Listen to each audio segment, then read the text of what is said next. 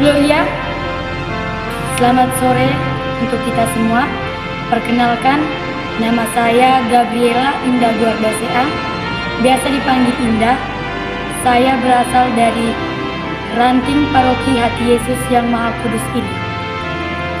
Saya sangat senang karena mendapat kesempatan untuk membacakan dan merenungkan firman Tuhan dalam rangka memeriahkan Hari Ulang Tahun Organisasi Pendidikan Tunggal Hati Seminari Tunggal Hati Maria yang ke-37 untuk THM dan 38 untuk THS. Saya akan membacakan firman Tuhan pada kitab Kebijaksanaan Salomo bab 6 ayat 13 sampai 17.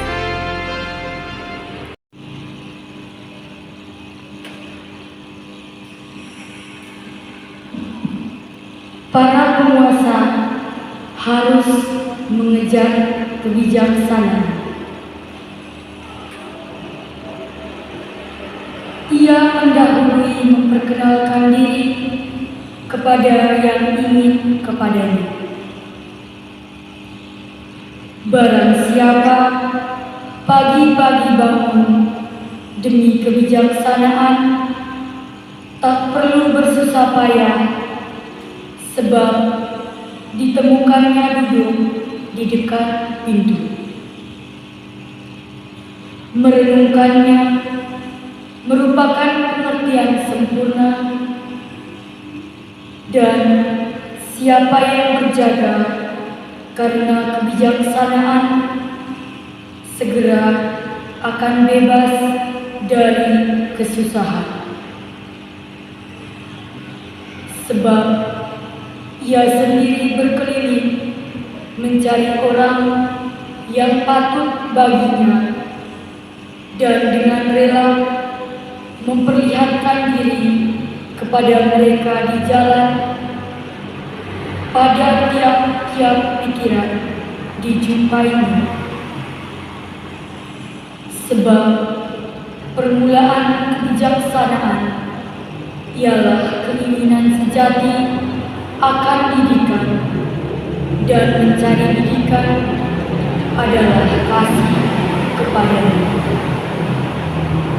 Demikianlah sabda Tuhan. Syukur kepada Allah.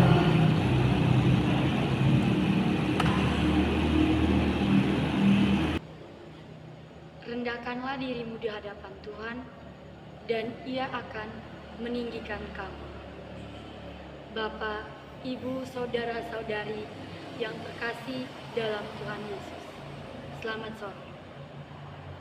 Dalam waktu 5 menit ke depan, saya mengajak kita semua untuk merenungkan kembali bacaan yang telah kita dengar dan saya bawakan tadi. Dan sesuai dengan tema yang saya bawakan, yaitu kebijaksanaan yang mulia dari Allah bagi para penguasa dan pemimpin. Saya ingin mengajukan sebuah pertanyaan sebelum memulai renungan saya. Siapa raja yang terkenal dengan kebijaksanaannya di dalam kitab suci? Yang pasti, raja yang terkenal dengan kebijaksanaannya adalah Raja Salomo. Raja Salomo adalah seorang raja yang penuh dengan kebijaksanaan.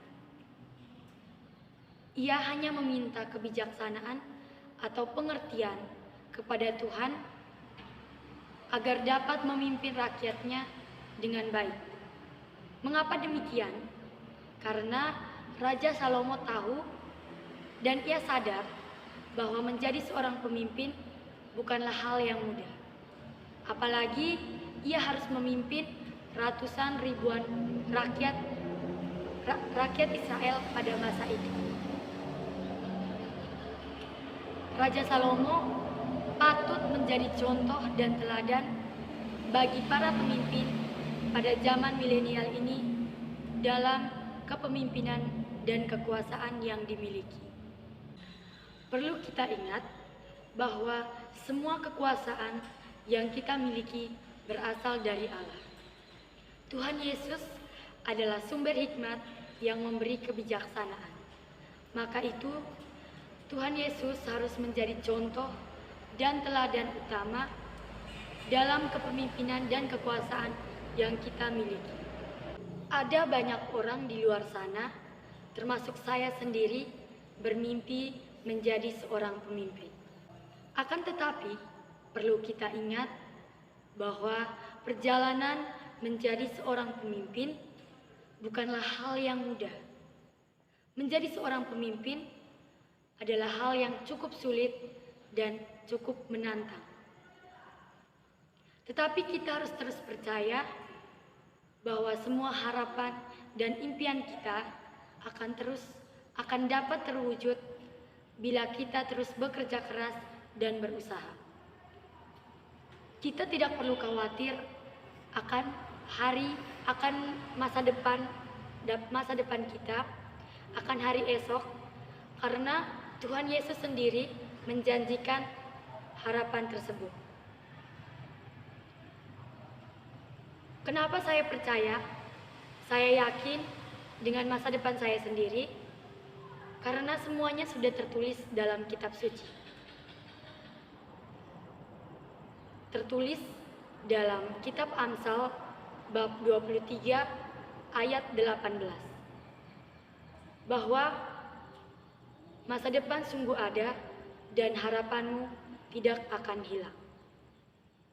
Maka itu kita harus terus berusaha dan terus berdoa agar dapat mewujudkan semua impian dan cita-cita yang kita dambakan. Dalam kehidupan sehari-hari yang saya amati dan saya lihat, terjadi banyak sekali penyalahgunaan kepemimpinan dan kekuasaan yang dimiliki seseorang. Para pemimpin dan penguasa menggunakan kepemimpinan mereka untuk menindas dan berlaku tidak adil kepada orang lain.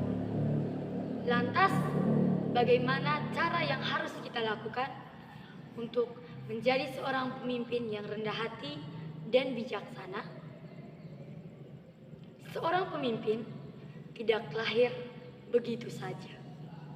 Seorang pemimpin terbentuk dari kerja keras dan banyaknya proses serta pengalaman yang dilaluinya.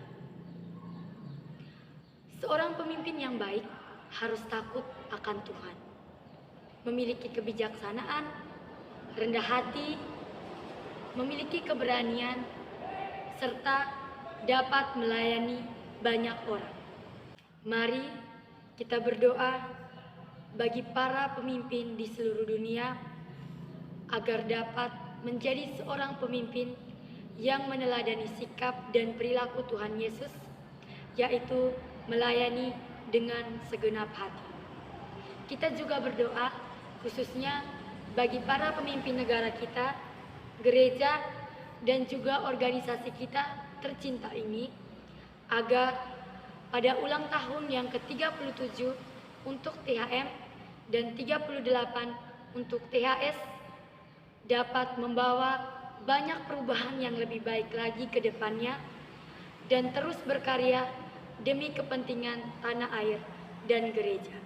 Perubahan tidak akan datang bila kita terus menunggu orang lain dan waktu yang lain.